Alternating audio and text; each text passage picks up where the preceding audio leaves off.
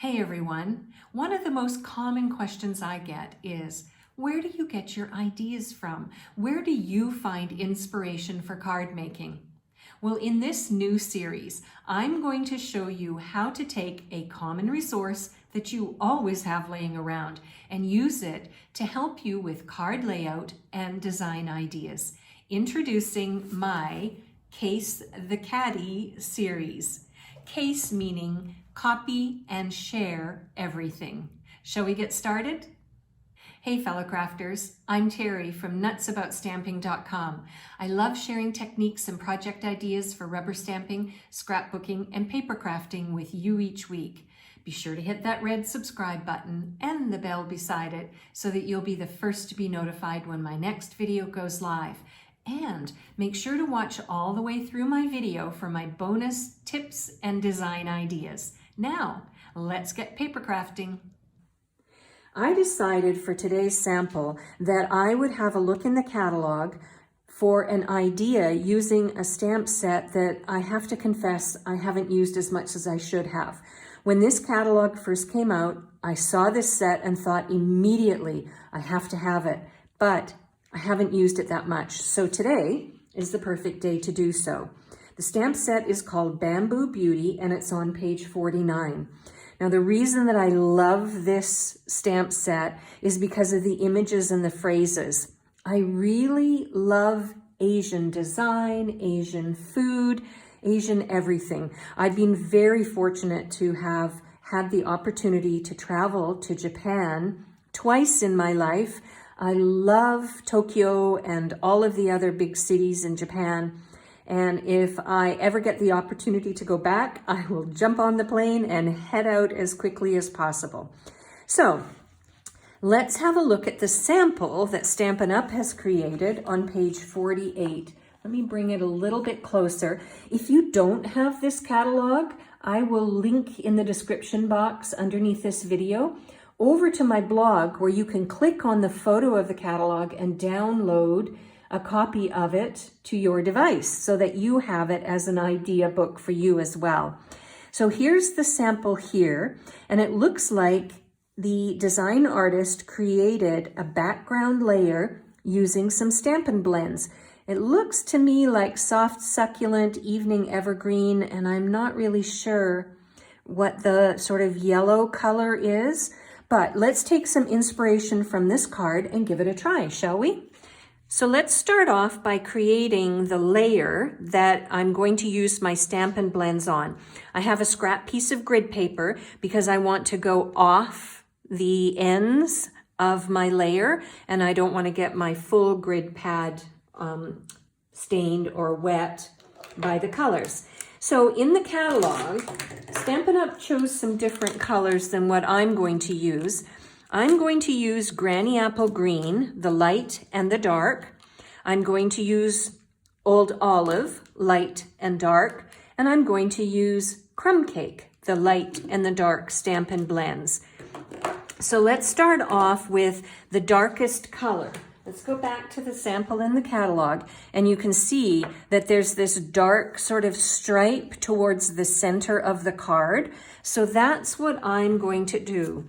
I'm going to start off by creating a streak of the dark, and I'm just going to go up the card and make a nice dark stripe going off on both ends or both sides.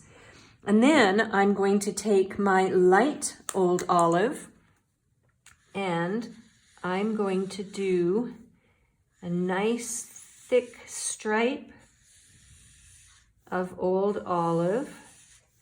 And then I'm going to do maybe not quite as thick one on this side, like so. Okay, then those over here, I'm going to use my Granny Apple Green. I'm going to start with the dark, and I'm using the brush end in case you haven't noticed that. So I'm going to do again a nice thick stripe here, like so. And then I'm going to do maybe a thinner one underneath. This is the beauty of this project. You can make it look like what you want, what you envision. Okay, and then I'm going to use the light Granny Apple Green, like so.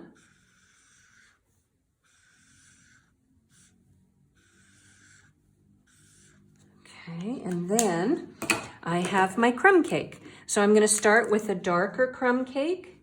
Again, go off both ends like so.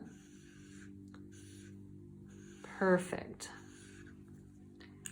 And then to finish off, I've got the light crumb cake.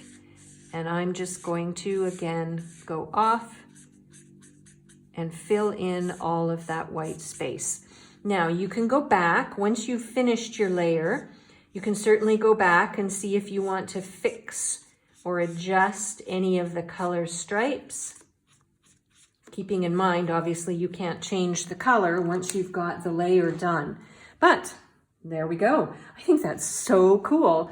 And it looks quite different from the sample in the catalog, but that's okay. Now, let's get the stamps together and create the layers for the front of the card.